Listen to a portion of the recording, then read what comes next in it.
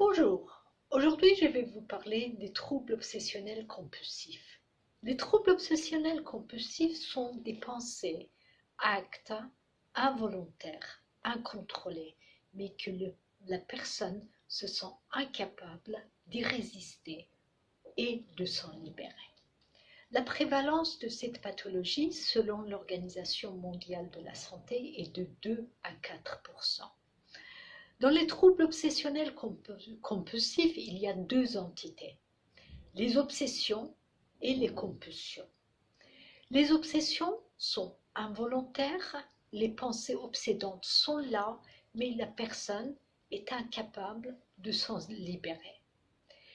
Sont des pensées qui envahissent la sphère psychique de la personne et elle n'est plus en mesure d'entreprendre une quelconque démarche pour s'en libérer.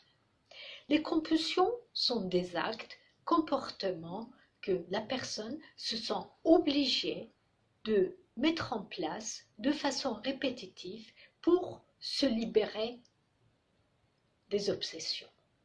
On constate différents types d'obsessions. Premièrement, les personnes qui ont peur des contaminations, la saleté, les virus, les germes, les bactéries, les parasites, les champignons. Aussi, ils ont peur des maladies, dont les maladies graves, comme le cancer. Donc, ces personnes vont avoir tendance à développer des compulsions de lavage, de nettoyage. Ce sont des personnes qui se lavent beaucoup, qui nettoie beaucoup, donc on est dans toilette excessive, nettoyage excessif et aussi dans l'automédication. Deuxième type d'obsession sont les vérificateurs. Les vérificateurs sont des personnes qui ont peur de faire mal ou de se faire mal. Ils ont constamment peur de blesser ou blesser quelqu'un. Et ils ont souvent des pensées compulsives, violentes. Donc, ils auront tendance à vérifier constamment, par exemple, la fermeture d'une porte, l'arrivée de gaz. Troisième type d'obsession sont les personnes qui sont superstitieuses. Donc, ces personnes-là pensent que si, par exemple, un travail n'est pas fait parfaitement, il va leur arriver un malheur et seront punis. Donc, ils vont mettre en place des rituels interminables comme marcher de même côté du trottoir ou effectuer un geste particulier avant de commencer un travail ou de toucher aux objets de façon répétitive. Un autre type d'obsession sont les personnes qui ont l'obsession de l'ordre et sont maniaques, des chiffres notamment.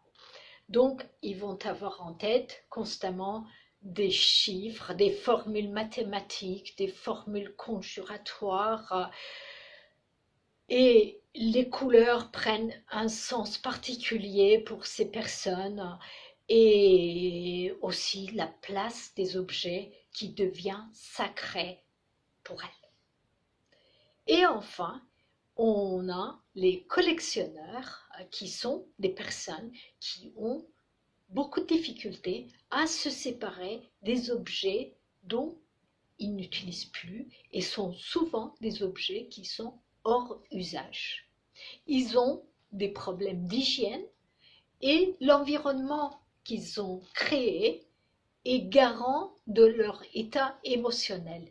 Et tout changement dans cet environnement entraîne des crises d'anxiété et d'angoisse majeures. Alors, l'origine des TOC est physiologique. Les neuromédiateurs qui existent dans les synapses sont responsables de l'existence des TOC, puisque on a trouvé un dysfonctionnement dans la transmission de ces neuromédiateurs. Parmi les neuromédiateurs étudiés, il y a dopamine, vasopressine et sertraline. Il semblerait que l'hérédité joue un rôle dans les TOC. Toutefois, il y a des enfants qui sont atteints du TOC alors que les parents ne le sont pas. La thérapie cognitive et comportementale est une thérapie qui est adaptée au travail avec les personnes qui sont atteintes de troubles obsessionnels compulsifs, puisqu'elle permet de se libérer progressivement des rituels qu'elles ont installés. Évidemment, il faut aussi un traitement médicamenteux pour qu'il y ait un équilibre au niveau de la transmission des neuromédiateurs. L'existence des TOC n'empêche pas une personne de fonctionner normalement dans la société. Mais il est vrai que les TOC constituent un handicap pour l'individu et son évolution peut être plus ou moins grave si un traitement n'est pas envisagé de manière convenable et à temps. J'en ai fini pour aujourd'hui. J'espère que mon exposé vous a été utile. Je reviendrai sur YouTube avec plaisir pour vous exposer sur d'autres thèmes liés à la psychologie. Merci beaucoup et à bientôt. Au revoir.